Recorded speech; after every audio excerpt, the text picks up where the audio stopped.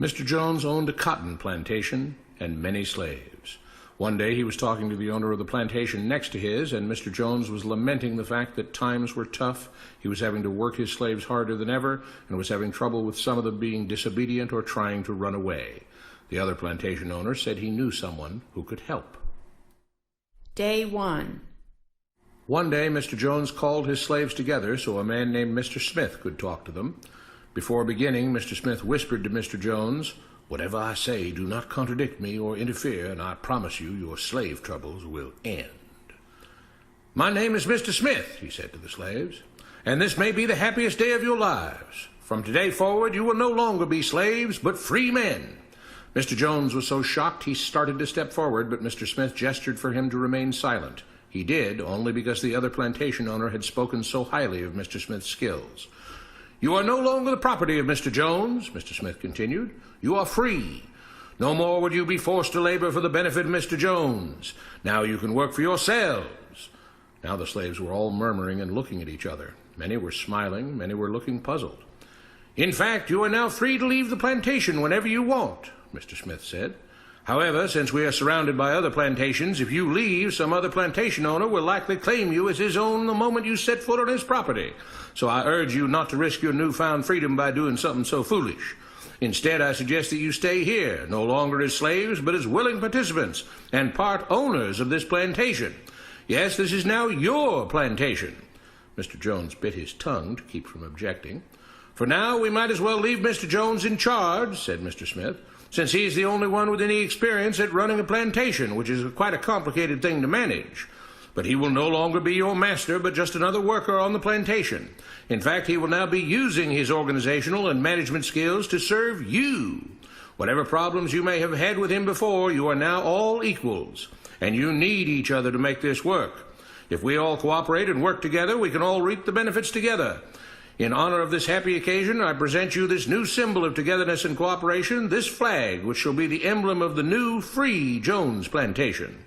He held up the new flag, but most of those listening were still too amazed to respond. "And this shall be our motto," Mr. Smith announced.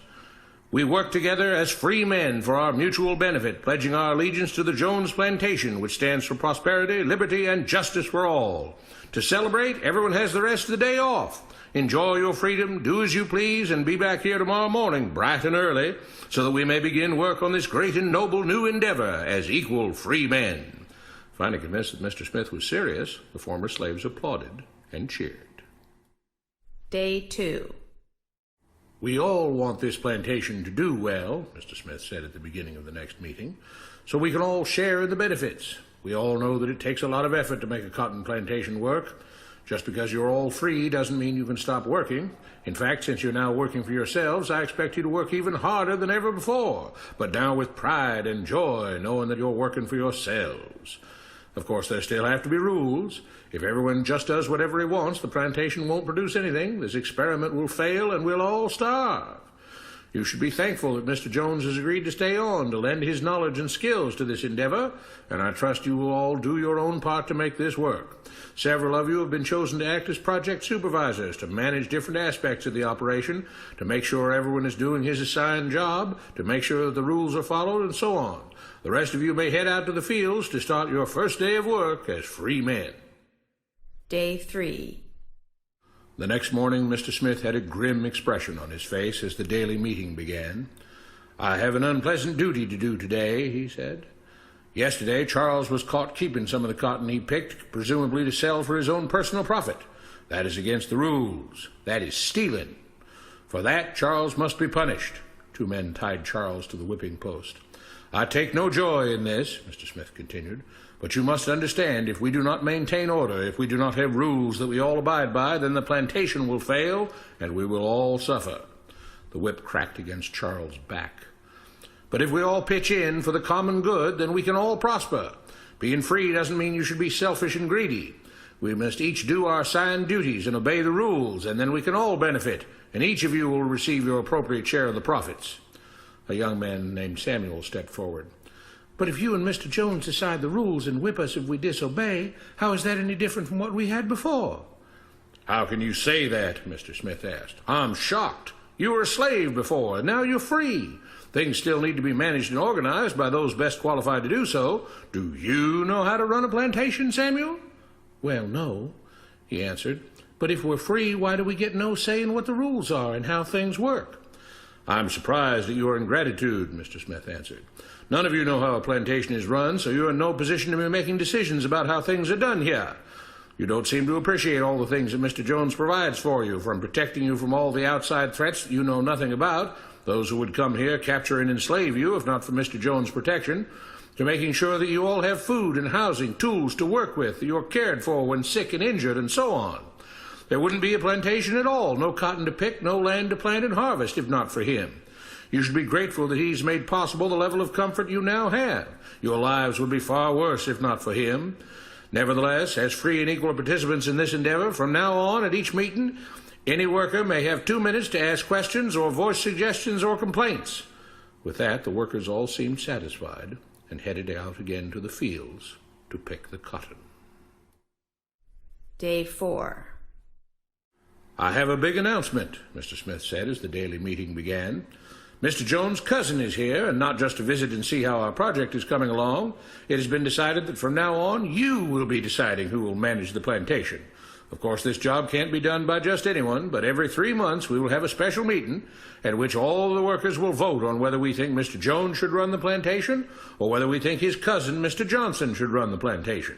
That means that ultimately you are in charge because you will be deciding which man you want running things on your behalf. If you don't like the way things are being managed, you now have the power to change it." Amazed and pleased, the workers headed out again to the fields to pick the cotton. Days passed, months passed, a year passed, and the plantation continued to operate as before. Sometimes Mr. Jones was in charge, sometimes Mr. Johnson was in charge, but the day-to-day routine stayed exactly the same. The workers worked hard, long hours every day, and still had little to show for it. Every day the meeting would begin with them all reciting the Jones Plantation motto, "We work together as free men for our mutual benefit, pledging our allegiance to the Jones Plantation, which stands for prosperity, liberty, and justice for all."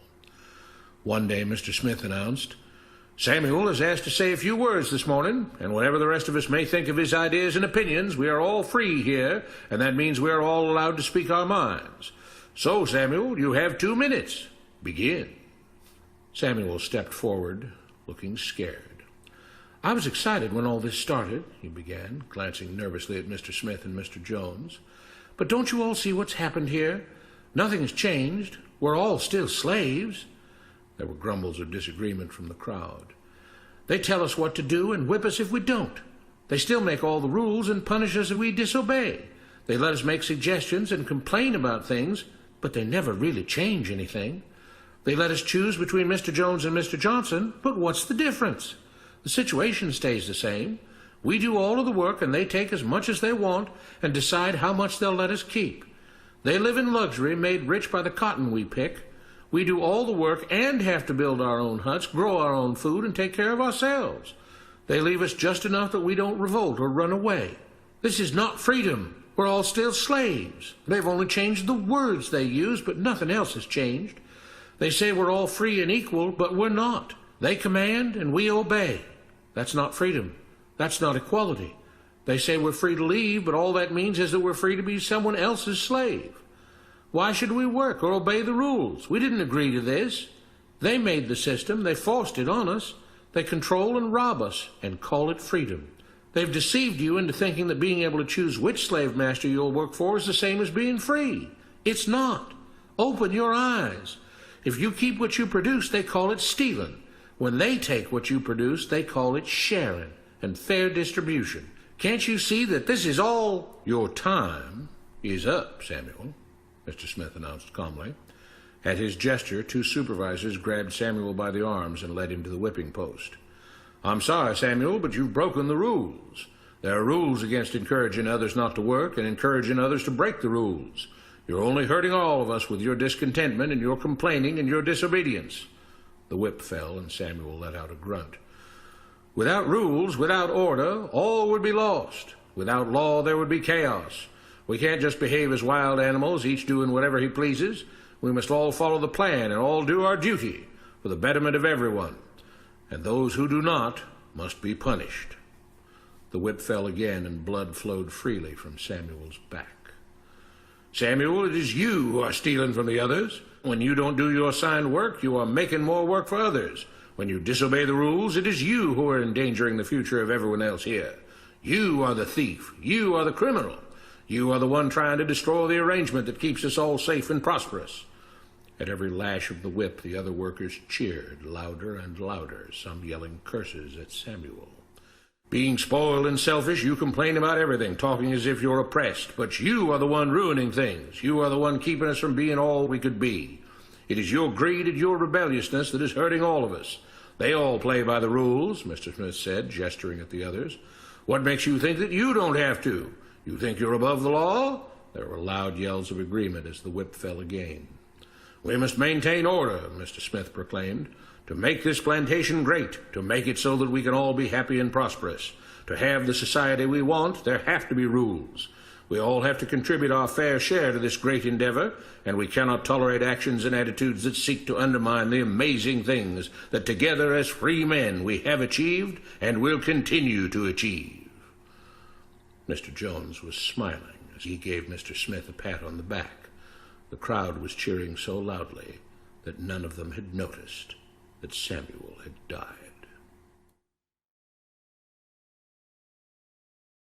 What you have been taught about government and politics is no more accurate or reasonable than what Mr. Smith taught the slaves. If you're ready to look through the veil of rhetoric and propaganda to see the reality beneath, get a copy of The Most Dangerous Superstition. It will change the way you see the world.